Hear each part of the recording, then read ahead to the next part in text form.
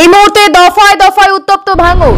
এই মুহূর্তে মারাত্মক অভিযোগ তৃণমূলের বিরুদ্ধে। দেখুন, খুন করতে হবে নিজের দলের মানুষকে, নিজের দলের কর্মীকে দিয়ে খুন করিয়ে আজকে ও চেয়েছিল 2026 সালে যে ইলেকশন আছে সেই ইলেকশন আমি ছাপ্পা মেরে নেবো, কিন্তু ও যে গাড্ডা খুঁড়েছিল সেই গাড্ডায় কিন্তু নিজেই পড়ে গেছে। দেখতে পাচ্ছেন তো একে একে সব তৃণমূলের লিডার কর্মীরা অ্যারেস্ট হচ্ছে। একটা মার্ডার হয়েছে, একটা পরিবার ভেসে গিয়েছে, ঠিক আছে? সেই হিসেবে আমি আইনতভাবে শাস্তির দাবি রেখেছি।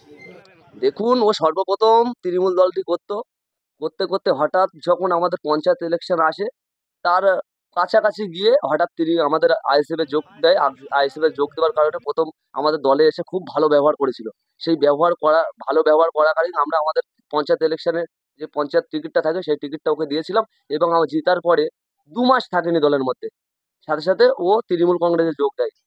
এবং আপনাকে বলি যে আহ, চালতে বেড়ে অঞ্চলের যে উম, যে 3-4টে নেতা অ্যারেস্ট হয়েছে তৃণমূলের কর্মী, দেখবেন ওদের সঙ্গে এই আমাদের আইএসএফ করার আগে তৃণমূল যখন করতো তখন থেকে ওদের সঙ্গে খুব ঘনিষ্ঠ একটা সম্পর্ক ছিল। পরিকল্পনা মাফিক আমাদের দলে এসেছিল, পরিকল্পনা মাফিক আমাদের দল থেকে টিকিটটা নিল, নিয়ে জেতার পরে তৃণমূল কংগ্রেসে গিয়েছে। আজকে ওই নটরাজ ক্রিমিনালটা অনেক কিছু বলছে, ওনার পাশে যারা ফটো এবং প্রতিটা মিছিলে ছায়াসঙ্গী হিসেবে যারাই থাকে তারাই সব ধরা পড়ছে। উনি এখন অনেক কিছুই বলবে। এটা যে মার্ডারটা হোক আর যে আজারের ব্যাপারে বলছে, এটা শওকত মোল্লা বুঝে গেছে বা নটরাজ ক্রিমিনালটা বুঝে গেছে যে ওরা যে 4জন বা 5জন ধরা পড়েছে, আপনারা নিশ্চয়ই দেখেছেন এতটুকুই।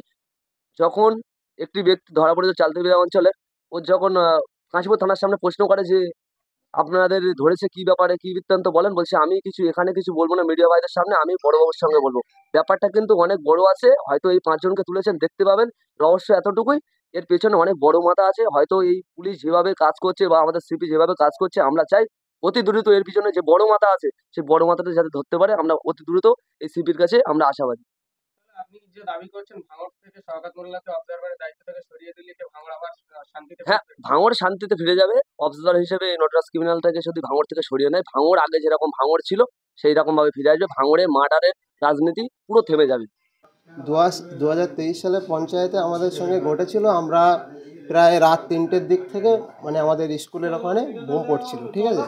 বোমিং হচ্ছিল, প্লাস গুলি আরও, প্লাস আমরা ভোরবেলার দিকে যাচ্ছিলাম। ভোর বলতে ওই 6টা নাগাদ, 6টার দিকে যাচ্ছিলাম, প্রায় 1-150 ছেলে।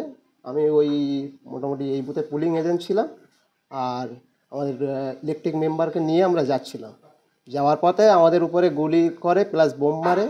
সেই গুলিতে আমার খালু আব্বার পায়ে গুলি লাগে। গুলি লাগার পরে আমার খালু আব্বার পা কেটে বাদ দিয়ে। কারা গুলি করে? মোফাজ্জলের টিম এবং মোবারক ছিল সাথে। ওরা টিএমসি পার্টি। মোফাজ্জল মোবারক কি ওরা ভাই ভাই? ওরা ভাই ভাই। এই যে মোফাজ্জল মোবারক যারা ইতিমধ্যে রাজ্জাক খা খুনে ধরা পড়েছে মার্ডার কেসে, সেই মোফাজ্জল মোবারক এই খুনে ওরা ইনভলভ ছিল। হ্যাঁ, এই খুনে ওরা ইনভলভ ছিল। ইনভলভ আছে 100%।